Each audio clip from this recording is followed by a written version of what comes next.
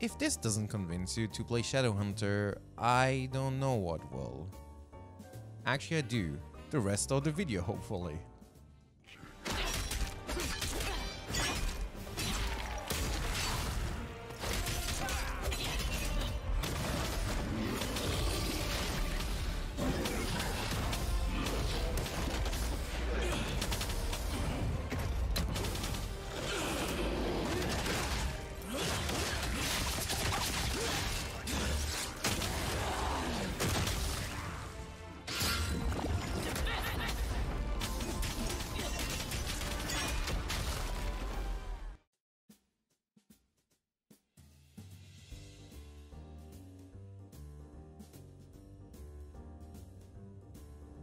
What's up guys, my name is Fox and welcome to my Shadowhunter visual guide.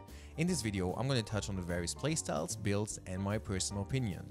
I have a high level 1390 Shadowhunter on the Russian servers and have done quite a lot of endgame content with it. Before we start, I stream nearly every day on twitch.tv/hi_am_fox and I would love to see you around. The Shadowhunter turns the tables in beating up demons by becoming a demon themselves. The unique gauge allows them to transform into their demonic form and beat up anyone that stands in their way. For me personally, the aesthetic and the sound effects of the Shadowhunter completely sold me on the class. The two very large swords or assassin blades just look absolutely awesome and fit the whole Shadowhunting style perfectly. Whenever I play this class, it feels absolutely amazing and very powerful.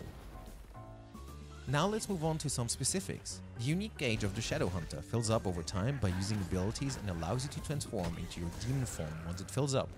During the transformation you have more movement speed, more health and access to different skills. Once the bar has depleted, you will turn back into human form and your gauge is on a 30-second cooldown before it starts building up again. In terms of utility, the Shadowhunter offers a damage up on the boss, which is terrifying war. Now that you know the standard playstyle, it's time to dive into the two variations that you'll be forced to play at the endgame. First, let's cover Perfect Suppression. Perfect Suppression is also called human playstyle since it does not allow you to transform anymore, which for many people is a no-go. It makes up for the lack of transformation by boosting the damage of your human form skills and even allowing you to choose tripods that increase the damage even more. The gauge that you are going to build up will be consumed by certain skills to unleash even more power. It definitely pumps nice numbers, but the downside is that it's a much slower playstyle than its opposite. The cooldowns are pretty long and it can feel boring due to that. The positives are that you don't rely on full uptime, which can be hard in endgame raids. That covers most of the human form playstyle. Let's move on to the more active and exciting playstyle, Unstoppable Drive. As you might expect, Unstoppable Drive is the exact opposite. Compared to the normal playstyle, it unlocks your gauge and puts no cooldown on it. The idea behind the playstyle is to generate as much gauge as possible in a short amount of time. That way, you can transform quickly again and continue staying in your demonic form. The skills you get access to during your transformation have quite low cooldowns, which means you need to keep up more uptime. This is the only downside I can think of. If you are unable to smash your buttons on cooldown, you will lose damage. On top of that, the damage output outside of your demonic form is, well, pretty bad. On the upside, having the Unstoppable Drive engraving will give you more critical hit chance during your transformation. The playstyle is very active and very fun in my opinion and makes you feel absolutely powerful. The only issue I have with it is that every Shadowhunter looks exactly the same during the transformation. So now you know both major playstyles, which you will absolutely have to play during the endgame. Both of them are very viable, but the demon playstyle is much cheaper and cost efficient since it requires less jewels for your skills.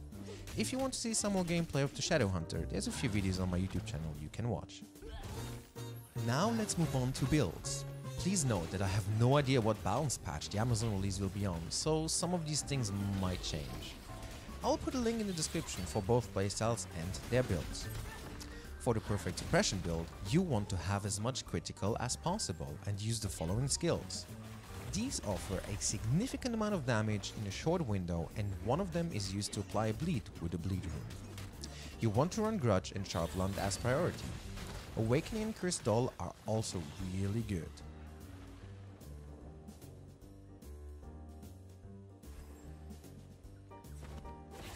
For the Unstoppable Drive build, we are prioritizing specialty in our stats and choose skills that fill up our gauge as fast as possible, so that we can transform into our demon form.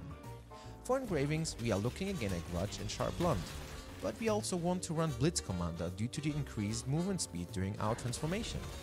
Other viable choices are Awakening, Cursed Doll and Spirit Absorption.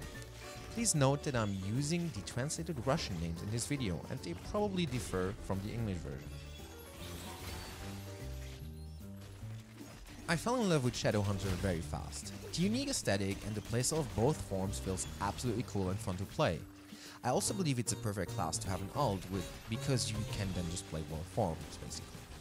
Utility wise it lags a little bit and it also isn't in general the biggest damage dealer.